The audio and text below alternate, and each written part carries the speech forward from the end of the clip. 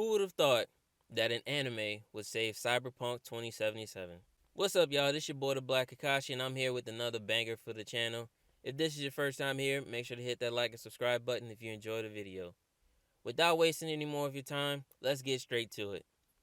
When you think of Cyberpunk 2077, you think of how much wasted potential the game had to offer and how heavily they dropped the ball. After the success of the Witcher franchise, being a smash in video games and on Netflix, this was supposed to be CD Projekt Red's next big successful franchise. With Keanu Reeves being in the game, and the fact that this was a first-person shooter game set in a futuristic world like Blade Runner where anything is possible, the hype was at an all-time high. Despite the game being delayed multiple times, it still came out a mess. Filled with game-breaking bugs and glitches, this game bombed so bad at launch that it forced Sony and Microsoft to issue refunds worldwide and take the game completely off the market until further notice, which might have been the first time a highly anticipated game was forced to do something like this. Not to mention that the feds had to be called in to investigate CD Projekt Red after this situation. If you haven't noticed, it seems like this trend of the feds being called in has been happening a lot recently in gaming now. But as time went on, the game finally resurfaced back on the market last year in June and was sellable again, with the company giving free content and next-gen updates which came out recently, which in my honest opinion would have probably been paid DLC if the game didn't do so horribly. With the game finally getting story DLC announced and the announcement of an anime, while the game and also the game slowly improving, you'd think it would be time to hop back in and acknowledge the game. But surprisingly no. CD Projekt is pulling a No Man's Sky, and we all know how big of an improvement that game turned out to be since its launch. But everything changed on September 13th, when Cyberpunk Edgerunners was released on Netflix. It didn't take long for people to fall in love with this anime, not just because it's an anime, but it tells a pretty good story and provides great lore for the people that are somewhat familiar with the lore of the game, and for those who have no experience with it. This anime has a really good opening and a really great ending. I really love the ending, despite only hearing it for the first time at the end of the final episode because of Netflix automatically going straight to the next episode in a heartbeat. Cyberpunk Edgerunners is about a boy named David Martinez and his rise into the cyberpunk world. After a tragic event, he drops out of school and joins the criminal underworld after getting military cyberware installed in him. This anime did everything Cyberpunk 2077 was supposed to do and then some. Introduced likable characters, told a good story in the Cyberpunk universe, while creating its own identity from the game itself, while still showing love to the original product.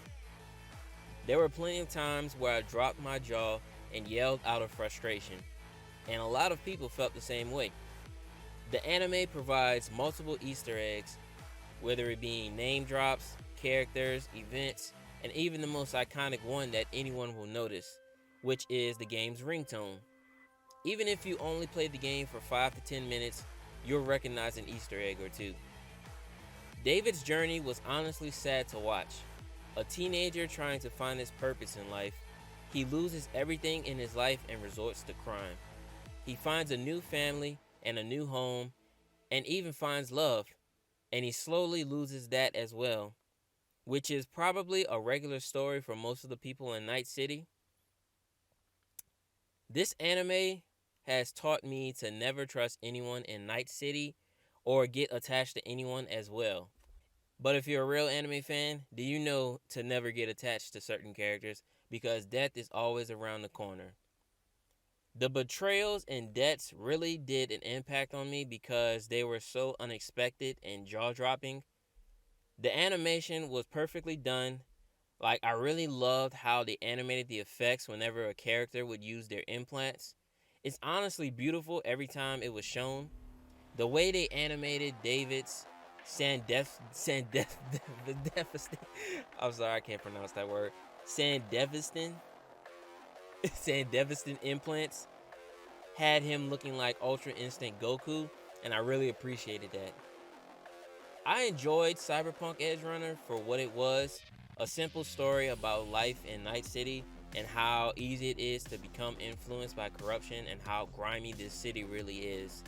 It's practically a futuristic Gotham filled with cyberware and no mass vigilante. Shout out to Batman Beyond, because that's futuristic cyberpunkish, but it's not in the same category.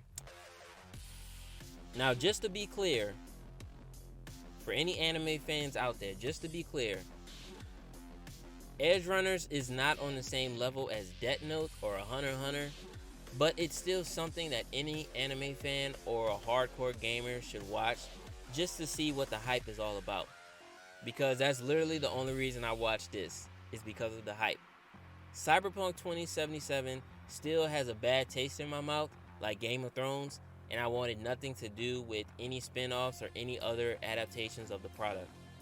But after watching it, I honestly don't regret it at all. I hope that they get another season or at least make an anthology series for Cyberpunk, telling multiple stories about Night City from different people's point of views, like they did in the game. Now, bringing Atom Smasher in the final episode really was the icing on the cake to seal the deal with the show, because he's a straight up menace and a hardcore legend in the Cyberpunk universe. Like what Atom Smasher did in the final episode lit a huge fire in fans' eyes to go and play Cyberpunk just to get revenge on Atom Smasher. Now Cyberpunk Edgerunners' success has sparked a huge revolution with the actual game itself. It went from over 10,000 players to skyrocketing to over 1 million players every day. The Witcher 3 had a similar success after the Netflix series, but Cyberpunk's success quadrupled its count. Even I myself have been having the itch to dive back into Cyberpunk, but that was before the anime was even announced anyway, so yeah. If now is not the time for CD Projekt to capitalize on the success of this anime and put its all into this game, now would be the time. I mean, technically they are, with Phantom Liberty coming out next year and the recent update that included things and weapons from the anime to connect both of the universes. And also you can find specific locations in the game as well that came straight from the anime.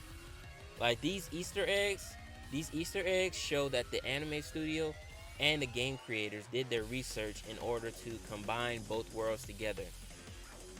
All of this is fantastic, but Cyberpunk still has a long way to go before reaching the status it deserves. Now, I just want to give a message for all of the newcomers that are getting into Cyberpunk 2077 after watching Edgerunners, or the people that are reinstalling the game again, like myself and a lot of other people that I know. I just want to point out that you do not shower this game with praise.